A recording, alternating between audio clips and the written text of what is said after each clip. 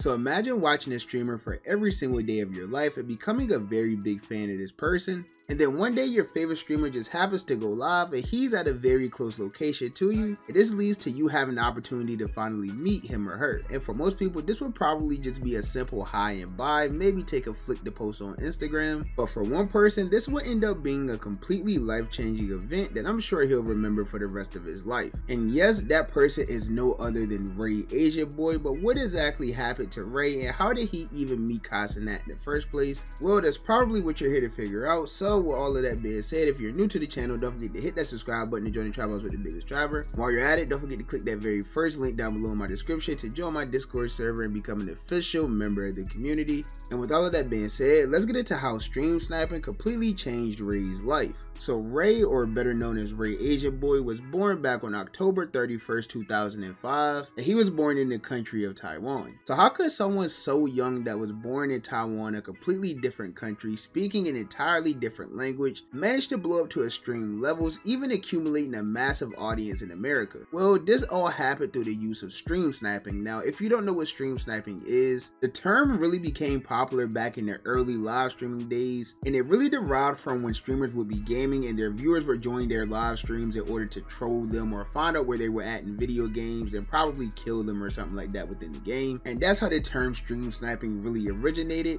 But over the years, it's evolved into something completely different because over the years, as you guys all know, streaming has completely changed. Streaming isn't just streamers sitting at their desktops or setups and gaming anymore. It's now become much more broad, and people go out into the real world doing all of these IRL streams in different locations, which allows people to know exactly where they are if they're not careful. So stream sniping went from something that was only really happening in video games and things like that to something that started happening pretty frequently in real life. When streamers started doing all of these IRL streams, fans began finding out where these streamers were at in real life, and if they were near them, they would just show up to the stream in order to just meet their favorite streamer and maybe say what's up to them, shake their hand, take a picture, things like that. And in most cases, after doing this, the stream snipers typically just go about their day. Now, of course, interactions with stream snipers don't always go this smooth. I mean, we've seen countless streamers have some weird run-ins with some stream snipers over the years, but the situation that happened with Ray would be nothing like this at all. So about a year and a half ago, back in July of 2023, a popular streamer by the name of Kai Cenat will be doing a series of IRL streams in Japan. And of course, when you're a streamer that is as big as Kai, you're basically worldwide at that point. So there was multiple people coming up to him asking him for pictures and things like that, even while being in a foreign country. But everything would completely change when Ray was on a school field trip around the same time that Kai was in Japan. And when he realized that he had the opportunity to go up and meet his favorite streamer, he took full advantage of this opportunity, and the two immediately ended up clicking. Because of how much energy Ray had when he first met Kai on stream, this led to the two instantly hitting it off, because as most of you probably know, Kai has a lot of good energy as well, and the two just instantly ended up hitting it off. And it got to a point where it seemed like this was literally almost fate. Like, Ray's not even from Japan, he's Taiwanese, and Kai was just here to do a couple of IRL streams, so the likelihood of them two being in the same area at the same time was very unlikely. But once it happened, it would completely change Ray's life forever. Kai would continue collabing with Ray while he was in Japan, and this led to him including the infamous picture in his Instagram post, so it accumulated over 2.3 million likes.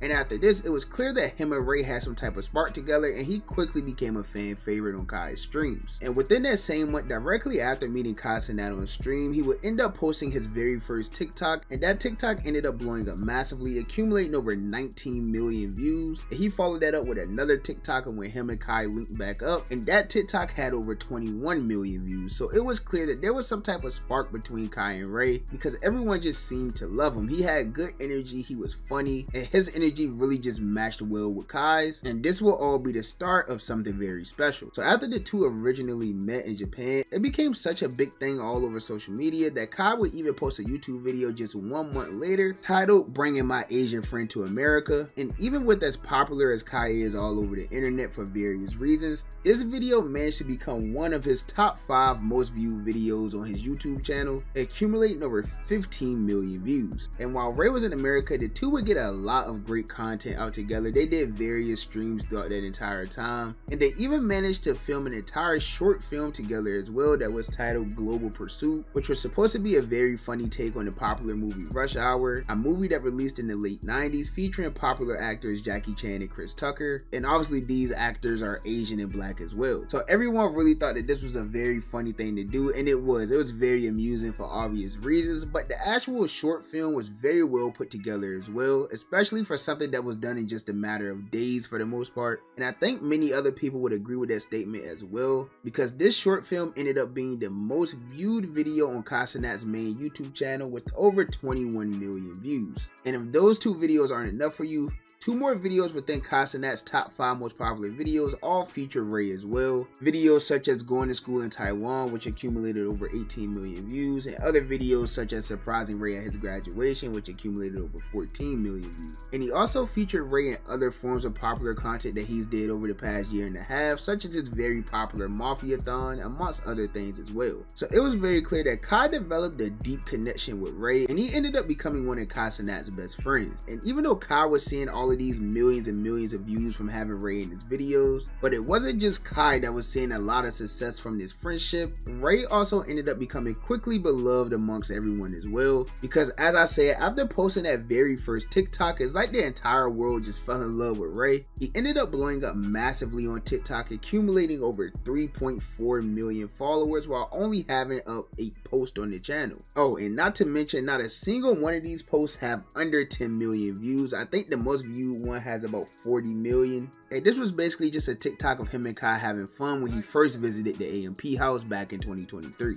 And because of how much success Ray was quickly seeing from being around Kai, he decided that it was time to take full advantage of this opportunity and not let it go to waste. So Ray himself would even start streaming, and at first it was hard for him to keep up with because of the time zone difference. Of course, he's streaming in Taiwan and most of his fans are in America, so it was hard to balance this out. And at the time he's like, what, 17 I think, so he has school and everything else like that to worry about. But even though he had all of these obstacles, he didn't let any of this slow him down or stop him at all. And he still managed to stream and pull a great amount of viewers as well, and that only led to him growing and growing more over time, to the point where he's now one of the biggest creators on Twitch himself, gaining over 1.1 million followers on the platform. And of course, this will all lead to him also starting his own YouTube channel on January 19, 2024, where he will post just highlights and clips from his streams, you know, similar to what all streamers do now. And the first video he ever posted to his Ray Live YouTube channel was a 20v1, and this is basically a very popular form of content on Twitch and YouTube, but this is basically like an E-date. He was in Discord with multiple women, and all of the women had to end up competing for him, and then he chooses the one he likes the most. You guys know how these things work, and that video ended up accumulating over 100,000 views on his very first upload, and this will also lead to a very rapid success on YouTube as well, accumulating over 690,000 subscribers.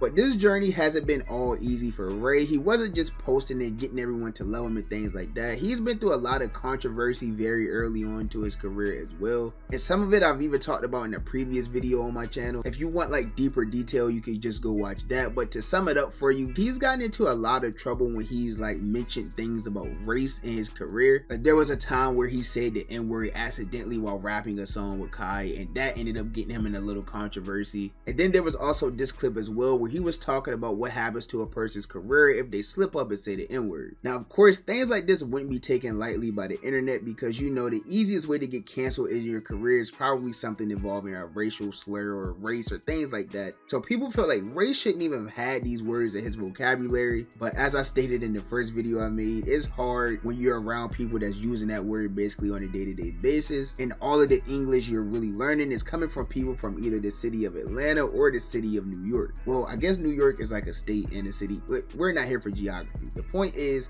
that would land him in a lot of hot water in his career, and he's had to come out and publicly apologize and things like that. But none of this would really slow Ray down or hinder his career much at all, up until the point where Ray will receive some devastating news about his future. So 8 months ago, Ray will post a video titled "I'm forced to join the Taiwan military," which is the most popular video on his channel. It has over 2.9 million views. And in this video, he's in a Discord call with Kai, and he's talking about how within that year or the next year, he's going to have to join the military because that's what's required fired in his country, which is actually true. I did a little quick research myself to make sure I could verify this. And in the country of Taiwan, all males between the age 18 and 36 have to serve in the military for at least 1 year. And this would be something that really scared Ray, because of course he's blowing up on the internet and he's basically becoming a very public figure at this point. And him having to go to the military for an entire year would definitely hurt and slow down his career completely. And not only that, there was also a real chance that he could get injured or seriously hurt during his time in the military because of the intense conflict that's going on in Taiwan. So this wasn't something that Ray could take lightly at all, and it's definitely affected his career for the past year. Even though he hasn't done his military service yet, Ray would start to become more and more inconsistent on his social media platforms. Even though he hasn't enrolled in the military and completed his year of service yet, Ray started to become less and less active across all of his social media platforms, and most people didn't understand what was happening with Ray or what was going on until it was briefly explained that he was having issues obtaining a visa to move to America. As of right now, Ray hasn't streamed within the last 2 months. He hasn't posted a YouTube video in 2 months. In fact, the last video on his Ray Live channel is actually just a clip from Casanat's Mafia-thon that happened 2 months back.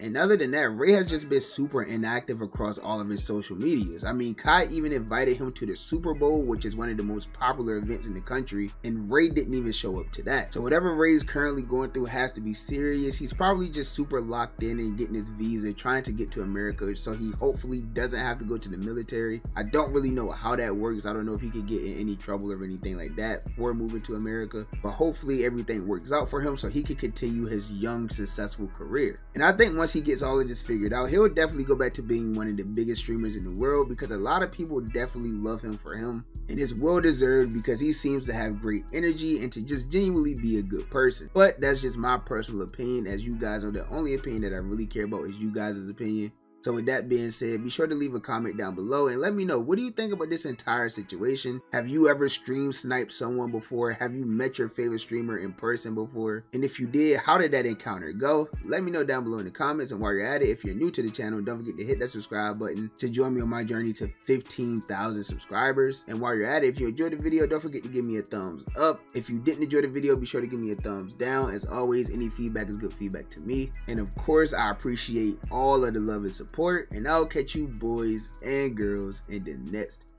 banger, man. Bye. Have a beautiful time.